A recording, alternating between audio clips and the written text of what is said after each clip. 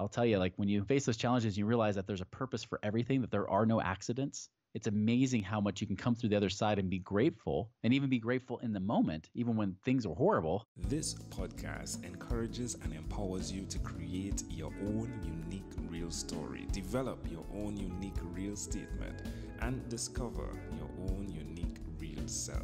The power is yours. Good afternoon, Chris Miles. Previously, episode 83 of the 12-Minute Convos podcast, which was 2 years, 8 months, 12 days, 2 hours, and 30 minutes ago. You know, I think the biggest thing is I want you guys to show that there's hope. With the hundreds of clients I've worked with, and even in my own life, the one thing I've realized is that no situation's hopeless, and there's always something better. Chris, how are you doing? What's new? Man, well, 2 years, it goes by quickly, doesn't it? It does. I mean, we're almost on the brink of 3 years, yeah? Yeah. But oh my, I'm guessing you were having fun all this time. Absolutely. Yeah, actually, about the time that we last spoke, I was able to be financially independent, got out of the rat race, and kind of semi-retired, was working 5 hours a week, and now I'm back on a mission again, and now I'm getting up to about 20 hours a week. So, Wow. my wife's like, man, you're working so hard. I'm like, hey, most people are working way more than this. You know that. So it's been a fun couple of years. I'll tell you that. That's amazing. So tell us, open up for those that are listening. Tell us about the podcast. Tell us about the ripple effect. There's so many things that you were doing, but centered around one purpose. Shoot. Absolutely. Yeah. I mean, my company Money Ripples, it was created, it was actually while I was out for a run. I was looking for that name, and it was that vision I had, which was, hundreds of families that already helped at this point, up to that point. And I thought, what's the real vision? And I saw that ripple effect going through families, to their kids, which a more ripple effect of abundance and prosperity versus scarcity and survival. And so I saw that image, and I said, man, that ripple effect can go through the families, it can go through the community and countries and across the world. And that's kind of what I'm doing now with my podcast, with the Chris Miles Money Show, is I'm teaching people how to create cash flow and passive income and improve their cash flow so they can have that freedom of time, freedom to be with those that they love when they want to be with them, and do what they want, and really work because you want to, not because you have to. You get to work by choice, not because you have to make the paycheck, but you're not paycheck to paycheck anymore. And that's the real vision. And again, just to let our amazing audience understand, you're not speaking just from a book you read. You were $1 million in debt, right? And Right. You said when we spoke, 16K short every month, right? You moved from there to this. Yeah. I mean, share with people. I think, share the link where they can go to connect immediately to find out more. Yeah, you can go to moneyripples.com, with MONEYRIPPLES.com. Like I said, follow the podcast, the Chris Miles Money Show, and I talk a lot about that. I have over, not as many episodes as you. I only do it twice a week, but I do have over 300 episodes, and I talk about those various experiences. Because 2008, 2009, when I was going through the recession, like a lot of people were. I was over $1 million in debt and short $16,000 a month, and I had to reverse that. I had to get myself to at least breaking even, right, where expenses come down, income comes up, and try to really start working back towards paying off those debts. And it was not overnight, that's for sure. Like I said, I worked from the Great Recession all the way through December of 2016 before I finally got to the point I could say, hey, all right.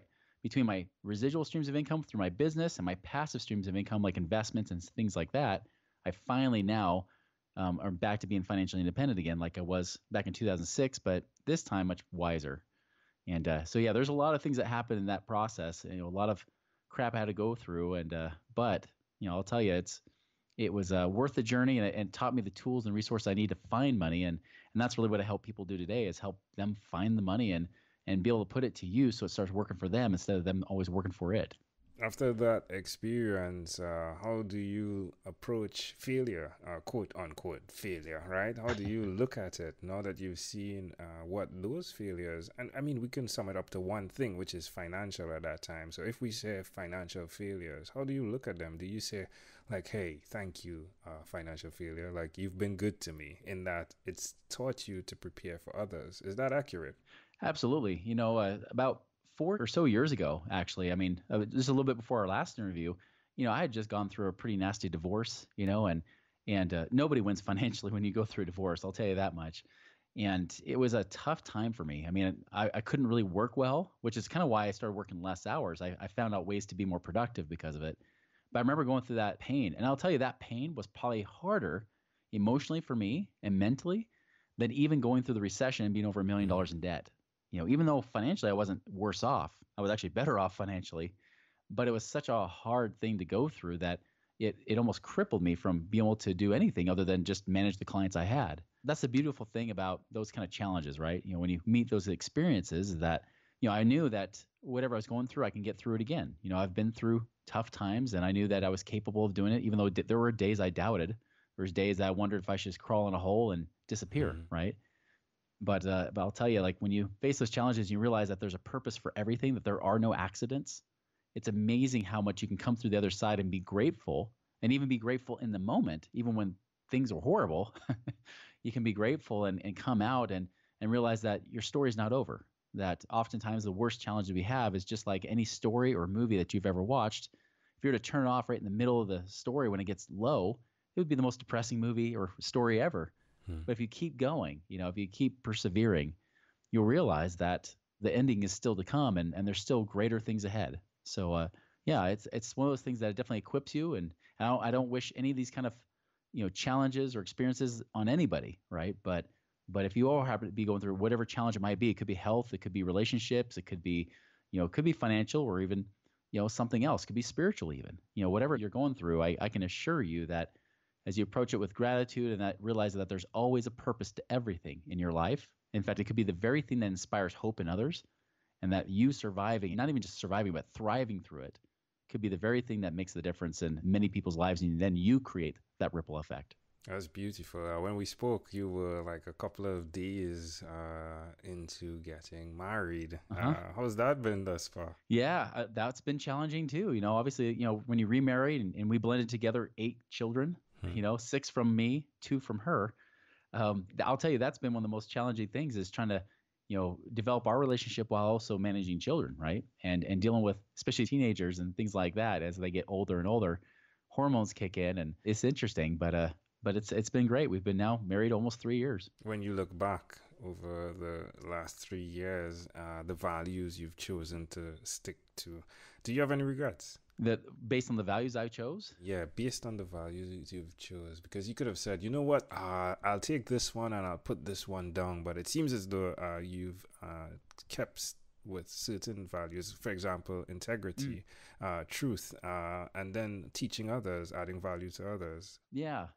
I'd say the biggest thing I've learned over the last few years, or even several years, right, is not judging people too quickly or too harshly. Realizing that everybody has a story, everybody has challenges. The truth is, if you were to walk in those people's shoes and experience everything they experienced in life, you would likely make the same decisions they made, whether you agree with them or not. And I think that's the key thing I learned, is that sometimes we assume too quickly, right? We assume that we know their intentions. We assume that we know who they are, or their character is based on their actions, which is not necessarily true. It is really based on what's inside. I mean, we're way more forgiving of ourselves because we know, hey, I didn't intend to hurt someone, or I didn't intend to do this. But in truth, we don't usually give people that kind of leniency. And especially in the online social media world that we live in, there's a lot of people getting offended by everything and offending others too. And it's just a really cruddy world that people are starting to create because they feel like they can hide behind their computers and just judge and really misjudge, if anything, and do it harshly in a way that really is just not fair. It's kind of hypocritical, really. It definitely is, which brings us to that reflection again that you spoke about, that you did on a morning. Are you still doing that? I am, yeah. I'm actually training for some half marathons and even a full marathon this year. And I just went out running with my daughter this morning. We ran a mile together after I did my workout, and it was kind of fun. It's, I mean, those morning rituals, I'll tell you, not just the physical stuff, but even the mental preparation, the spiritual things, prayer, gratitude, journaling, meditation, all those kind of things, right? As well as learning and studying and growing, just like listening to these kind of conversations. That this is easy. I mean, you have 12-minute conversations you can listen to even while you're exercising, could be while you're, come on, let's be honest. You can even do it while you're in the bathroom getting ready for the day. So there's so many cool things you can do to start the day off right and more powerfully than ever.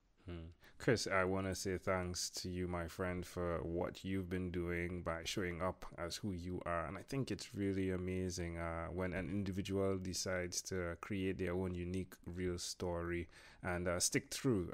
You are now the foundation of the podcast. Yeah, that episode 83. And I do thank you. You know, it's really pleasant to have this conversation and hear that you are continuing to do what you started. That is absolutely amazing. It speaks of truth, again, integrity, and the work that's necessary. Before we close, is there anything else you'd like to share with our amazing audience? Yeah, I'll tell you. If knowing what I know now, right, and based on my experiences, I haven't experienced everything, obviously. I'm only 41, almost 42 right now.